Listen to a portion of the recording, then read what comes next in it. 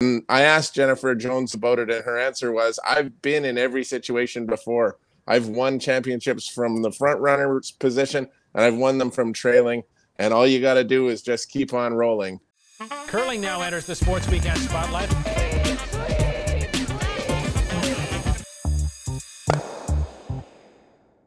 Greg, let's start with you. What do you think? We knew it was going to be tough. It's been tough.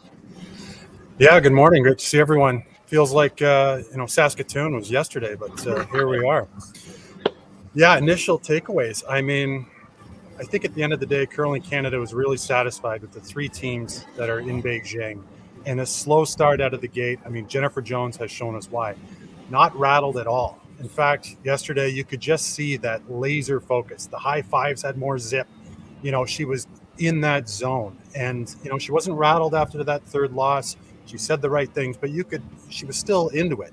And boy, oh boy, did she come out with that key 2-win day, and Gushu's rolling.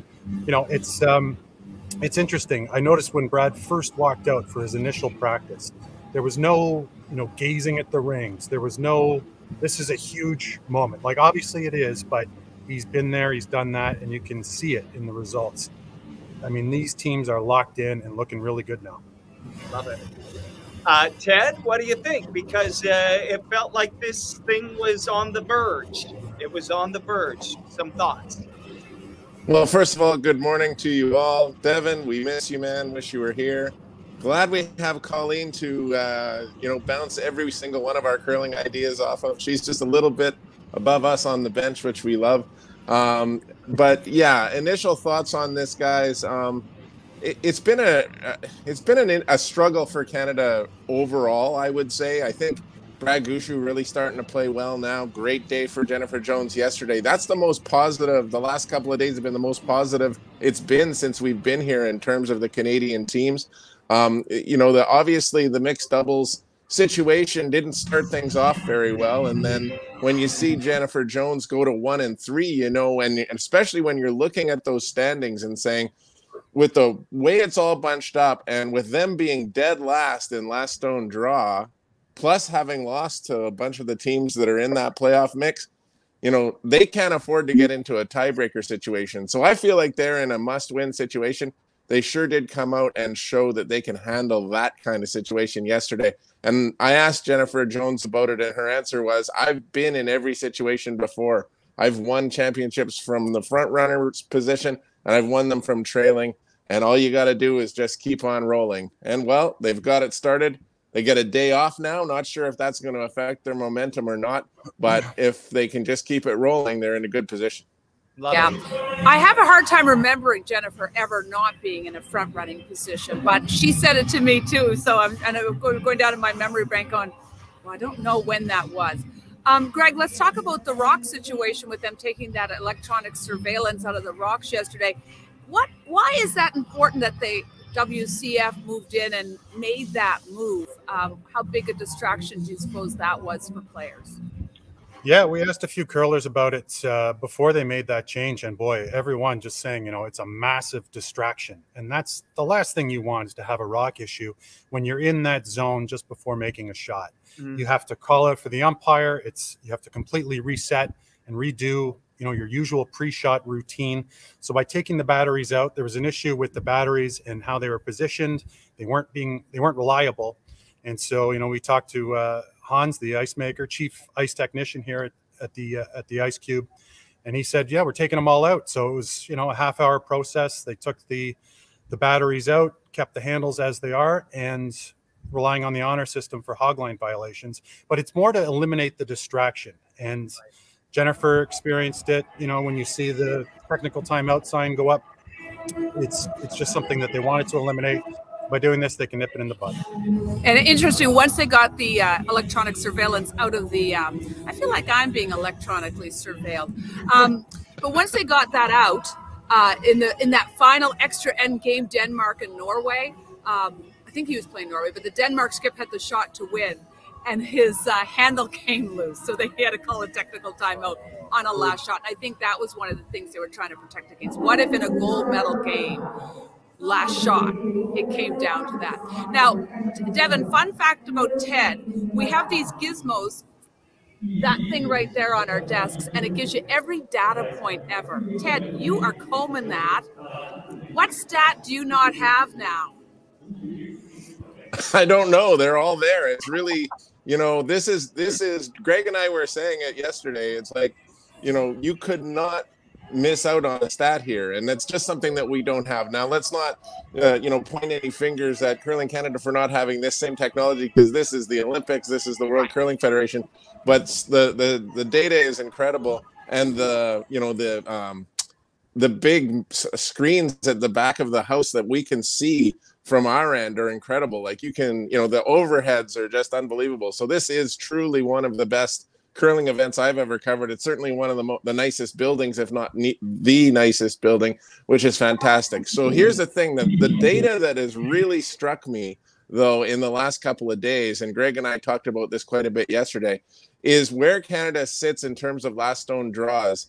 And I'm talking all of Canada. I'm talking John Morris and Rachel Homan. I'm talking Team Jennifer Jones and Team Brad Gushue.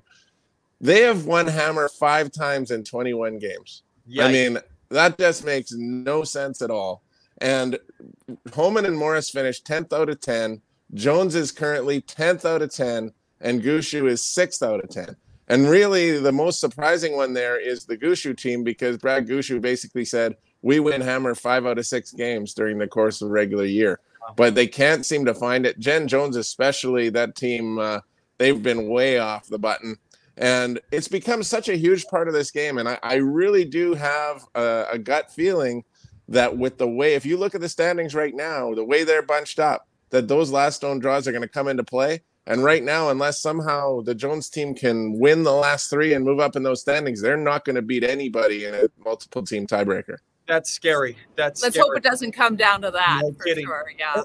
Hey, Greg, I'm thinking about us in Edmonton at Worlds when you and I were on the media bench. That's one of the last dominating Canadian performances at an international curling event. And we joked about 6N specials and the way Gushue just cleaned up the field. I'll maybe some quick thoughts from you, Greg, and then Ted. You guys talked to these international teams, and it seemed like there was an intimidation factor going in to the events, and that was probably good for 2 or 3 wins. That's gone now. I don't get the sense that any of these teams are afraid of Canada anymore. Yeah, that subject did come up in the mixed zone area a few days ago. And we talked to coaches, talked to players, talked to alternates, talked to everyone. Are they intimidated by a Jennifer Jones, a Brad Gushue, a Skip who've been here before and won gold before? And the answer was no. They feel that they're just like any other team. And we didn't get a real sense that, there was this aura over those 2 skips, that they were, obviously they've done so much, but we didn't really sense an intimidation factor. What's interesting though, when I thought back to Edmonton, I remember when Gushue walked out in those Canada colors. And right. Of course we remember the Brier win after that, and or before that, and he finally got over that hump, and he's just so comfortable in the red and white and just so dialed in. Saw the same thing here, pre-event and then in the early going, and just, not being phased. And it's amazing what experience and being in that Olympic spotlight and being through the village routine and the shuttle buses and the mix zones and all of that. When you've experienced it, it's just a different level when you get back and you're able to perform again. Nice. And Ted, we have a lot of Canadian coaches coaching international teams, and it might not have the impact this year, but from 4 years ago and then 8 years ago, what is the role that Canada's played in the growth of the international teams? Just saying, look, once you get this figured out, your technique is good, your strategy is good, you're the same as them. Does it have an impact, do you think? I think it does. And I mean, it's pretty interesting to look at the women's field here. 6 of the 10 teams have Canadian coaches, and Canada's not one of them. I mean, Victor is Canadian now, but he's originally from Sweden. So, I mean, it's an interesting thing to see that out there. And I did have some time to talk to a few of the guys. I talked to Peter Galland. I talked to JD Lind from Team Japan. And I had a long chat with Wayne Middaugh. And obviously, they, you know, they're just doing what, you know, they're just taking the opportunities that are offered to them. These countries look to Canada for, I think Canada's leadership in the game overall. It doesn't necessarily mean that we're at the top in terms of winning, because we're obviously not. I mean, the last couple of world championships have proved that, and the fact that it's an absolute dogfight just to get on the podium here also proves that. But in terms of leadership of the game, in terms of where it stands and the number of people who've spent their entire lives playing curling and being focused on curling and coaching curling, this is the place that you're going to go to get your coach and to get that expertise. And, you know, I talked to Anna Hasselborg about it as well, and she said you just couldn't ask for someone better than Wayne Middaugh, because he's a Hall of Fame curler, and he knows, and he's very cool and calm, and he keeps them level. And, you know, I've been watching that team. They need someone to keep them level right now, because they've been kind of mercurial, I think. Wow. Oh, I love that word. I mean, they almost collapsed against Jen Jones down that stretch. Their final 3 ends were not strong. Also, let's not forget Pierre Charette, who's here coaching Switzerland. Of course, yes. So nice to see him getting this coaching opportunity too. Outstanding. I miss you guys, and this has felt a little bit normal to see all of you and to be talking to all group of you. Hug, group hug. Group hug. Yeah. Outstanding stuff as always, guys. Really, really good perspective. And a lot more drama ahead. And I know you're both going to be writing and sharing and bringing us a perspective you always do. So great to see you. Do an awesome job. Go get some of that Great to see you guys too. avocado sea salt ice cream for breakfast here. And bye, guys. We'll have one together between the games today, Colleen. I'm going to sleep between the games. All right, you do that. Pod. Yeah, no. Let's have an ice cream after the game.